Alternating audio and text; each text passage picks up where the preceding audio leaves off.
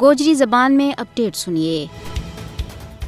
دنیا میں ہر ذی شعور انسان امن، سکھ، چین اور خوشحالی چاہے اور ایسا ہی حکمرانہ نہ پسند کرے جڑا اس نہ بدامنی اور انارکی تو نجات دوڑ کے غیرت و ترقی کی زندگی فراہم کریں۔ لیکن جنوبی ایشیائی خطہ کا ملکوں کی بدنصیبی ہے کہ انہوں نے ایک ایسا گمانڈی ملک بھارت کے نال واپے ہوا ہے جس نے ہمیشہ اپنا گمانڈی ملکوں میں تخریب کاری، دہشت گردی اور انہاں کا اندرونی معاملات میں مداخلت کر کے ہرمن امن نہ اگ لان کی جودی کی ہیں۔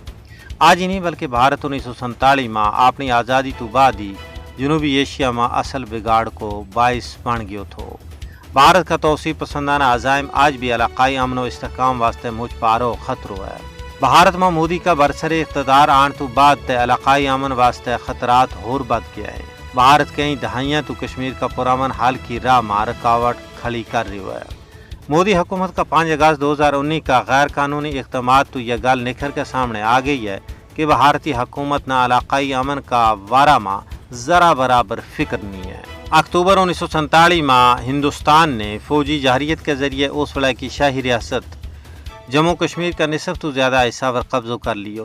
اکتوبر 1947 میں ہندوستان نے سری نگر میں اپنی فوج لان تو بعد کشمیر میں رائے شماری کران کی اقوام متحدہ کی سلامتی کونسل کی ساری کوششاں ناکام بنایو۔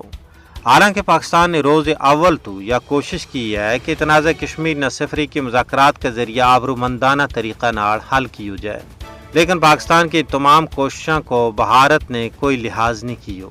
اون یا انصاف پسند دنیا کی ذمہ داری بنائے کہ وہ جنوبی ایشیا نہ بڑی تباہی تو بچان واسطے مسئلہ کشمیر نہ حل کراویں۔